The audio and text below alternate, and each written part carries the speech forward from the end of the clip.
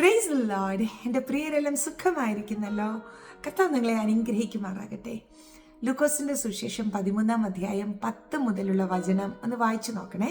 അവിടെ ഒരു കൂനിയായ സ്ത്രീയെക്കുറിച്ച് നമുക്ക് വായിക്കുവാൻ സാധിക്കും. 18 വർഷമായി കൂനിയായ സ്ത്രീ. അപ്രകാരമുള്ള ഒരു വ്യക്തിയുടെ പോസ്ചർ എപ്പോഴും താഴോട്ടായിരിക്കും അല്ലേ? മുഖം, ശിരസ് താഴോട്ട് കുനിഞ്ഞിരിക്കും. 1-2 ദിവസമല്ല, 18 വർഷമായിട്ട് അവൾ കർത്താവിൻ്റെ അരികിൽ എത്തുന്നു. കർത്താവ് അവളോട് പറയുന്നു, നിന്റെ രോഗബന്ധനം അഴിഞ്ഞിരിക്കുന്നു. എന്നിട്ട് അതിൻ്റെ 13-ാമത്തെ വചനം വന്ന് നോക്കിക്കേ. അവിടെ ഇങ്ങനെ എഴുതിയിരിക്കുന്നു, ക്ഷണത്തിൽ അവൾ നിവർന്നു നിന്നു. Immediately, instantly, in no time അവൾ നിവർന്നു നിന്നു. എന്നെ ഇങ്ങോട്ടൊന്ന് ശ്രദ്ധിച്ച് കേൾക്കണേ. ഇന്ന് ഞാൻ പരിശുദ്ധാത്മാവിൽ ആശ്രയിച്ച നിങ്ങളോട് പറയട്ടെ, നിങ്ങൾ ഫിസിക്കലി കൂനിയായൊരു വ്യക്തി ആയിരിക്കത്തില്ല, പക്ഷേ പൈശാചിക മണ്ഡലം നിങ്ങളുടെ ശിരസിനെ കുനിയിപ്പിക്കുന്ന, നിങ്ങളെ അപമാന വിഷയമാക്കുന്ന അനവധി കാര്യങ്ങൾ നിങ്ങളുടെ ജീവിതത്തിൽ കൊണ്ടിട്ടേക്കാം. ഇനിയും ഒരിക്കലും തല ഉയരത്തില്ല, ഇനിയും എനിക്കിതിൽ നിന്ന് പുറത്തു വരുവാൻ കഴിയത്തില്ല, ഈ നിന്ന മാറത്തില്ല എന്നൊക്കെ ചിന്തിച്ചിരിക്കുന്ന പ്രിയപ്പെട്ടവർ എന്നെ കേൾക്കുന്നുണ്ടായിരിക്കാം. ഞാൻ പരിശുദ്ധാത്മാവിൽ നിങ്ങളോട് പറയുന്നു, ഇല്ല, എന്നും നിങ്ങൾ ഇങ്ങനെ അപമാനിതനായി ശിരസ് കുനിയപ്പെട്ട വ്യക്തിത്വമായി തല താഴ്ത്തി നടക്കേണ്ട വ്യക്തിത്വമല്ല. അതല്ലെങ്കിൽ എന്നും ശരീരത്തിൽ ഇപ്രകാരം ഒരു ബന്ധനം കൊണ്ട് നടക്കേണ്ട വ്യക്തിയല്ല നിങ്ങൾ.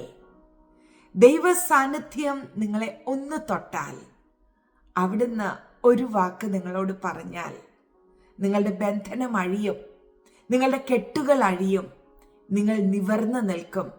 നിങ്ങൾ അപമാനിക്കപ്പെട്ടു എന്ന് പറയുന്നിടത്ത് നിങ്ങൾ മാനിക്കപ്പെടും. നിങ്ങൾക്ക് വിരോധമായി കൊണ്ടുവന്ന നിന്ദയുടെ കല്ലുകൾ സ്വർഗം ഉരുട്ടി മാറ്റും. ഇങ്ങോട്ട് നോക്കിക്കേ, എന്നെ ശ്രദ്ധിച്ചു കേട്ടേ.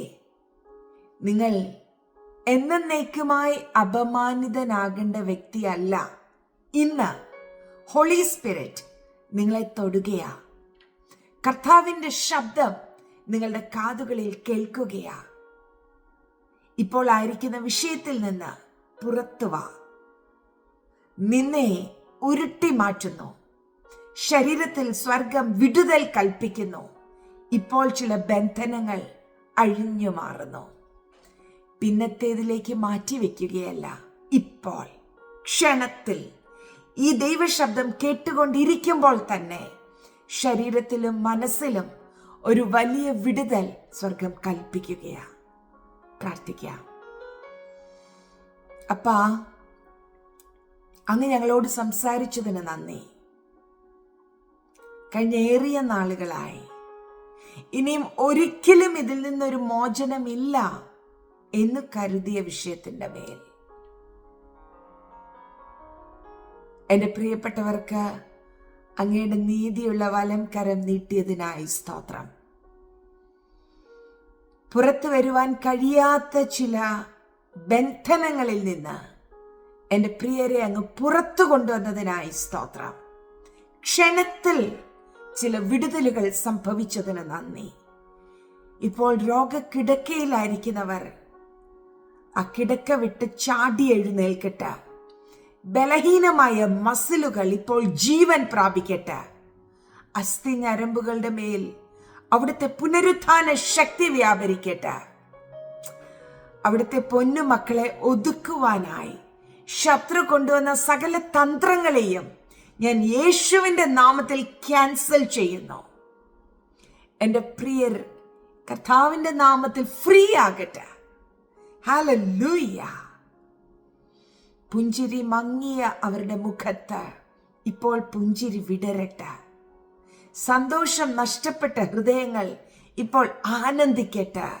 സമാധാനം എന്താണെന്ന് അറിയാതെ ഭാരപ്പെട്ട ദിനരാത്രങ്ങൾ എൻ്റെ പ്രിയരുടെ കഴിഞ്ഞു പോയി. എന്നാൽ ഇപ്പോൾ ആ ദൈവിക സമാധാനം ഹൃദയങ്ങളിൽ നിറയട്ടപ്പാ. അങ്ങയുടെ പൊന്നുമക്കളെ അനുഗ്രഹിക്കുന്നു. മഹത്വം അപ്പായിക്ക് യേശുവിൻ നാമത്തിൽ തന്നെ. ആമേൻ. Bless you.